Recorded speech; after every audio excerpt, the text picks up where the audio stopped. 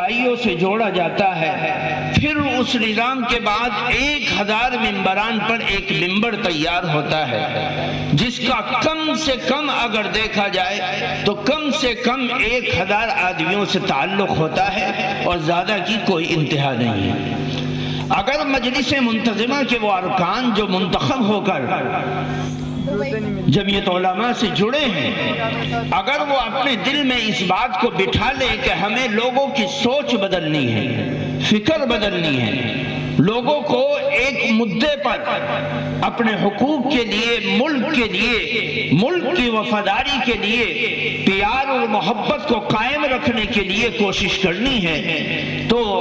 ये हमारे अराकीन के लिए मुश्किल नहीं है, क्योंकि जमीयत उलमा की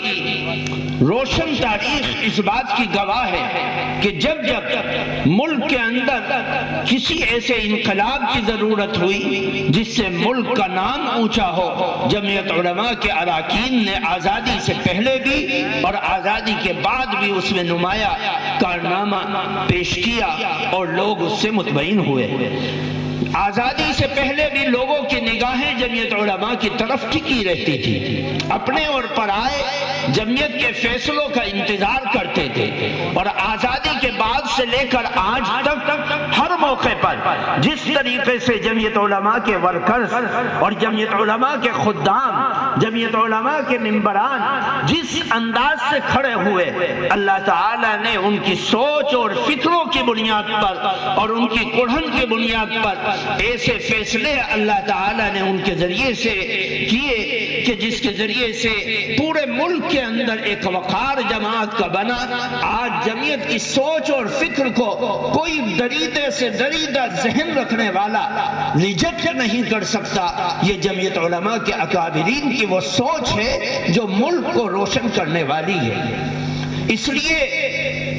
ये जो हमारे इन अजला की करीब बैठी है, जो किसी मस्जिद के इमाम से लेकर एक बहुत बड़े इदारे से जुड़ने वाला आदमी है, जिसका हर एक का ताल्लुक हजारों नहीं लाखों लोगों से है, वो यहाँ पर मौजूद है, स्टेज पर मौजूद है, कुर्सियों पर मौजूद है, पिंडाल में मौजूद है। मेरे दोस्तों, अल्लाह ताला ने हमसे वो काम लेना है जिसके जरिए से कौम की भी हिफाजत रहे और मुल्क की भी हिफाजत रहे। जमीयत उलमा का बुनियादी किरदार ये है कि ये लोगों के जज्बात से नहीं बल्कि एहसासात के साथ, होशमंदी के साथ, रवादारी के साथ, मोहब्बत के साथ एक फैसले को लोगों के सामने रखती है। कभी भी जमीयत ने लोगों के जज्बात को बेकाबू करके मुल्क के अंदर कोई अफरा तफरी का काम नहीं किया, बल्कि लोगों से कहा कि शांत बैठकर हम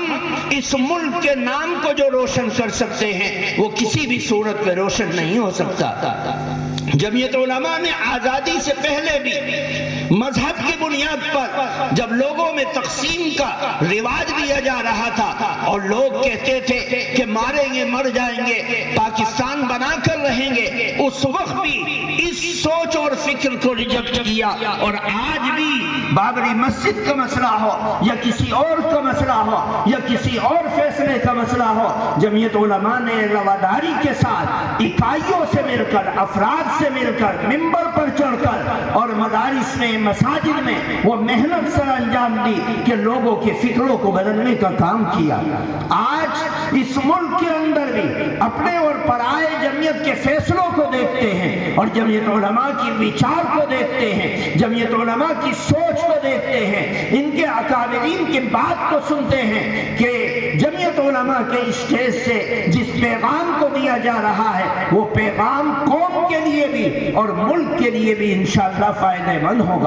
आज का ये प्रोग्राम उसी सिलसिले की एक कड़ी है, जहां हम अपने गांव में जाकर, महल्लों में जाकर लोगों की दीनी फिक्र और सोच और अकाइद और उनके आमाल पर मेहनत करने वाले हैं। जहां हमारी अरसे दराज से मेहनत चल रही है कि लोगों के अकाइद को दुरुस्त किया जाए, उनके आमाल को दुरुस्त किया जाए, इस्लाह मुआशरा किया जाए और लोगों में बढ़ते हुए रुझान जो उनको इर्तिदाद की तरफ ले जा रहा है उससे लोगों को पाक किया जाए। जमीयत उलमा का एक एक वर्कर, एक ایک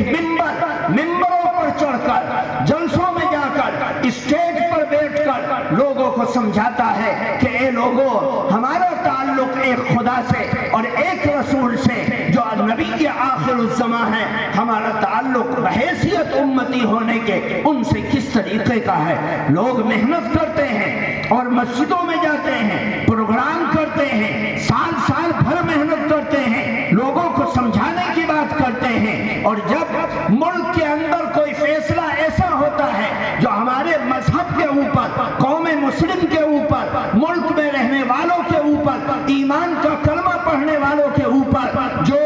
ایک بہت خطرناک ہتھیار کی شکل میں حملہ کرتا ہے، تو جمعیت علماء کے ورکرز ان کے درمیان میں جاتے ہیں، لوگوں سے ملتے ہیں، لوگوں کو حوصلہ دلاتے ہیں، ان کے عزائم کو پختہ کرتے ہیں، ان کے ارادوں میں ایک پھونک ڈال کر ان کو بتلا کر یہ سمجھایا جاتا ہے کہ تمہارا یقین کس کے اوپر ہے، تمہاری تاریخ کیسی ہے، تمہارا ٹکراؤ کس سے رہا، تمہارے سامنے دشمن کس شکل میں آیا، ان ساری چیزوں کو بتلا کر ان کے حوصلے کے اندر پختگی پیدا کرتے ہیں، جبھی قوم ٹکی رہتی ہے ایمان کے ساتھ، اعمال کے ساتھ، توجہ کے ساتھ۔ آج اس ملک کے اندر اگر مسلمان باقی ہے تو صرف اس وجہ سے ہے کہ اس نے اپنے بڑوں کا دامن تھام رکھا ہے، ان کے علم پر اعتماد رکھتی ہے، ان کے یقین پر اعتماد کرتی ہے، ان کے کلام پر اعتماد کرتی ہے، ان کی فکروں کو اپنی فکر بناتی ہے۔ اس لیے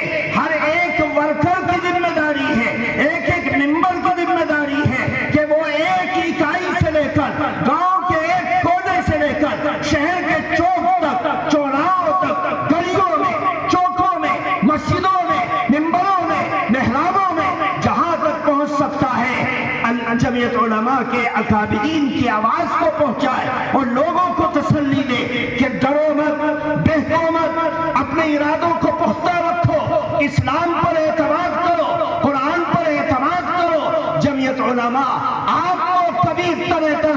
نہیں چھوڑے گی، انشاءاللہ جماعت آپ کے ساتھ ہے، جماعت کے بزرگ آپ کے ساتھ ہیں، جماعت کے اکابرین آپ کے ساتھ ہیں، ہم آپ کے ساتھ ہیں۔ ایک ایک مسجد کے امام سے لے کر جمعیت کے ذمہ دار تک ہر ایک آپ کے درمیان میں ہے۔ آپ کی تاریخ یہ ہے کہ آپ کے بزرگوں نے اپنے ملک کو چھوڑا، اپنے وطن کو چھوڑا، اپنے بڑوں کو چھوڑا، اپنے خاندان کو چھوڑا، اور آپ کے ساتھ اس ملک میں رہے، چاہے وہ ملک انگریزوں کے ہاتھوں میں ہو یا کسی اور کے ہاتھوں میں ہے۔ آپ کے ساتھ رہنا، آپ کا قوم کے ساتھ رہنا، آپ کا عوام کے ساتھ رہنا، یہی آپ کی جیت ہے۔ انشاءاللہ جمعیت علماء کے ایک ایک ورکر اور ایک ایک ممبر کو یہ عزائم اپنے دل کے اندر رکھنے چاہیے اور اسی عزائم پر کھرا اترنا چاہیے۔ اب میں اس پروگرام کو آگے بڑھاتے ہوئے حضرت صدر محترم امیر شریعت حضرت مولانا سید اشہد رشیدی صاحب صدر جمعیت علماء اتر پردیش سے درخواست کرتا ہوں کہ وہ اپنا کلیدی خطاب خطبہ صدارت پیش کریں گے۔